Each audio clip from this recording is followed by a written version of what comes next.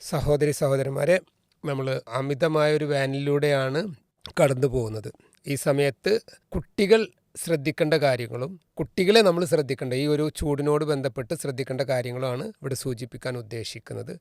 കുട്ടികൾ വളരെയധികം സന്തോഷത്തോടു കൂടെ കഴിയുന്ന ഒരു വേനൽക്കാലമാണ്. അവർക്ക് എപ്പോഴും എൻജോയ് ചെയ്യാൻ പറ്റുന്ന ഒരു സന്ദർഭമാണ് തീർച്ചയായിട്ടും അവരുടെ ഈ സ്കൂൾ വെക്കേഷൻ എന്ന് പറയുന്നത്. അപ്പോൾ സ്വാഭാവികമായും മക്കൾ എന്ത് ചെയ്യും, ഈ സമയത്ത് മെയിനായിട്ട് അവർ കളിക്കാൻ തന്നെയാണ് കൂടുതൽ സമയവും കണ്ടെത്തുന്നത്. ഈ സമയത്താണ് അവർക്ക് സത്യം പറഞ്ഞാൽ ഒരു ഔട്ട്ഡോർ ഗെയിംസിന് ഏറ്റവും കൂടുതൽ സമയം കിട്ടുന്നത്. അപ്പോൾ കൂടുതലായും ഇന്നത്തെ കാലത്ത് കുട്ടികൾ, പ്രത്യേകിച്ച് മലപ്പുറം ഡിസ്ട്രിക്റ്റിലെ കുട്ടികളാണെങ്കിൽ ഫുട്ബോളിലും അതുപോലെ തന്നെ ക്രിക്കറ്റിലും, ഇതല്ലാതെ മറ്റു കുട്ടികൾ സൈക്ലിങ്ങിലൊക്കെയാണ് ഏറ്റവും കൂടുതൽ കോൺസെൻട്രേറ്റ് ചെയ്യുന്നത്, അല്ലെങ്കിൽ ഏറ്റവും കൂടുതൽ സമയം ചെലവഴിക്കുന്നത്. കൊച്ചു കുട്ടികളാണെങ്കിൽ പോലും, വീട്ടിലെ കൊച്ചു കുട്ടികളാണെങ്കിൽ പോലും അവർ കൂടുതൽ ഔട്ട്ഡോർ ഗെയിംസിൽ ഈ സമയത്ത് പുറത്തു പോയി കളിക്കുക. കാരണം അയൽവാസികളെയും കൂട്ടുകാരെയൊക്കെ കിട്ടി സന്തോഷത്തോടു കൂടെ പുറത്തു പോയി കളിക്കുക എന്നുള്ളത് വളരെയധികം ചെയ്യുന്ന ഒരു സന്ദർഭമാണ്.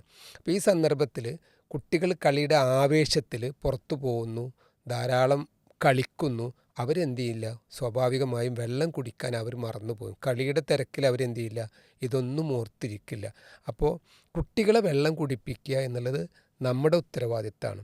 അപ്പോൾ കുട്ടികൾക്ക് ഇഷ്ടപ്പെട്ട വെള്ളങ്ങൾ, അതായത് കുട്ടികൾ വെള്ളം കുടിക്കണമെന്നുണ്ടെങ്കിൽ വെറും വെള്ളം കൊടുത്തു കഴിഞ്ഞാൽ അവരെന്ത് ചെയ്യില്ല, കൊടുക്കില്ല. പക്ഷെ അവർക്കൊരു 7 അല്ലെങ്കിൽ ഒരു പെപ്സിയോ നമ്മൾ ഓഫർ ചെയ്ത് കഴിഞ്ഞാൽ തീർച്ചയായിട്ടും അവരും കൊടുക്കും. പക്ഷേ അത് അവർക്ക് അനുയോജ്യമായ രീതിയല്ല. പക്ഷേ അതേ സമയത്ത് നമുക്ക് അനുയോജ്യമായ ഡ്രിങ്ക്സ്, കുട്ടികൾക്ക് വേണ്ട അനുയോജ്യമായ ഡ്രിങ്ക്സ് വീട്ടിൽ ഉമ്മമാരുണ്ടാക്കി കൊടുക്കണം എന്നുള്ളതാണ് പ്രത്യേകം ഞാൻ ഏൽപ്പിക്കുന്നത്. ഫോർ എക്സാമ്പിൾ, കുട്ടികൾ ചെറിയ കുട്ടികളാണെങ്കിലും ഇടപ്രായക്കാരാണെങ്കിലും അവർ ചിൽഡായിട്ടുള്ള നല്ല തണുപ്പുള്ള സാധനങ്ങൾ എന്ത് ചെയ്യും, കുടിക്കാൻ ആഗ്രഹം. അപ്പോൾ നമ്മളൊരു ലൈം ജ്യൂസ് ഉണ്ടാക്കുകയാണെങ്കിൽ പോലും അതിപ്പോൾ നമുക്കറിയാം, ഇപ്പോൾ കടയിൽ ഉണ്ടാക്കുന്നത് പോലെ നമുക്ക് ഉണ്ടാക്കി കൊടുക്കാം. ഇപ്പോൾ കടകളിലാണെങ്കിലും അതിൽ ചിലവരെന്ത് ചെയ്യും, വെറും ഉപ്പിട്ട് ഉണ്ടാക്കുന്നുണ്ട്. അതുപോലെ തന്നെ സോൾട്ടും ഉപ്പും പഞ്ചസാര ഇട്ടിട്ടുണ്ടാക്കും. പിന്നെ അതിൻ്റെ ഒരു ടേസ്റ്റിൽ ഡിഫറൻസ് വരുത്താൻ എന്ത് ചെയ്യും, മിൻ്റ് ആഡ് ചെയ്യുക, അത് ആഡ് ചെയ്യാം. ഇങ്ങനെ ഡിഫറെൻ്റ് ആയിട്ടുള്ള സാധനങ്ങൾ കുട്ടികൾക്ക് നമ്മൾ ഉണ്ടാക്കി കൊടുത്ത് അവരെ കൂടുതൽ വെള്ളം കുടിപ്പിക്കാൻ നമ്മൾ ശ്രമിക്കണമെന്നുള്ള. മാത്രമല്ല ഭക്ഷണത്തിലും എന്ത് ചെയ്യണം, കൂടുതൽ വെള്ളം കണ്ടൻസുള്ള ഭക്ഷണം കൊടുക്കണം. ഫോർ ഉദാഹരണമായി ഇപ്പോൾ മോരും വെള്ളം വളരെ സിമ്പിളായിട്ട് നമുക്ക് കൊടുക്കാമെന്ന്. ഇപ്പോൾ ഒരു കുട്ടിക്ക് ഒരു ദിവസം നമ്മൾ ഒരു ഗ്ലാസ് മോരും വെള്ളം കൊടുത്തു, പിന്നെ ഒരു ഗ്ലാസ് ലൈം ജ്യൂസ് കൊടുത്തു, പിന്നെ നമുക്ക് എന്ത് ചെയ്യാം, അവനെ സാധാ വെള്ളം കുടിപ്പിക്കാൻ നമുക്ക് എളുപ്പമാണ്. ഇപ്പോൾ ഹാർഡായിട്ടുള്ള ഭക്ഷണങ്ങൾ, അതായത് ബിരിയാണി അല്ലെങ്കിൽ മന്തി, ഗീ റൈസ്, ഫ്രൈഡ് ചിക്കൻ അല്ലെങ്കിൽ ബർഗേഴ്സ്, സാൻഡ്വിച്ച്, ഇതൊക്കെ ഈ സമയത്ത് നമ്മൾ അവോയ്ഡ് ചെയ്യുക.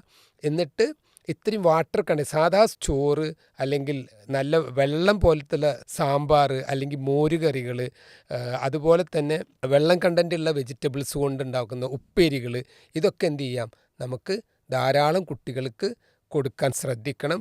കുട്ടികൾ എന്ത് ചെയ്യില്ല, കൂടുതൽ ലക്ഷണങ്ങൾ പുറത്ത് പറയില്ല. അപ്പോൾ അവർക്കുണ്ടാകുന്ന ചെറിയ ചെറിയ അസ്വസ്ഥതകൾ നമുക്ക് മനസ്സിലാക്കില്ല.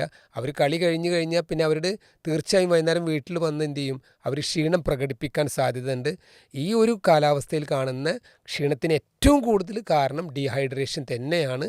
അപ്പോൾ നല്ല വെള്ളം കുടിക്കാനും അതുപോലെ തന്നെ ഉപ്പ് കണ്ടൻ്റുള്ള അല്ലെങ്കിൽ ഉപ്പിൻ്റെ അംശമുള്ള ഭക്ഷണങ്ങൾ കൂടുതൽ കൊടുക്കാനും ലൈറ്റ് ഫുഡ് കഴിക്കാനും കുട്ടികളെ നമ്മൾ പ്രോത്സാഹിപ്പിക്കണം. അതിന് നമ്മൾ പരിശ്രമിക്കണം എന്ന് പറഞ്ഞുകൊണ്ട് അവസാനിപ്പിക്കുന്നു. അസ്സലാമു അലൈക്കും വറഹ്മത്തുള്ളാഹി വബറകാതുഹു.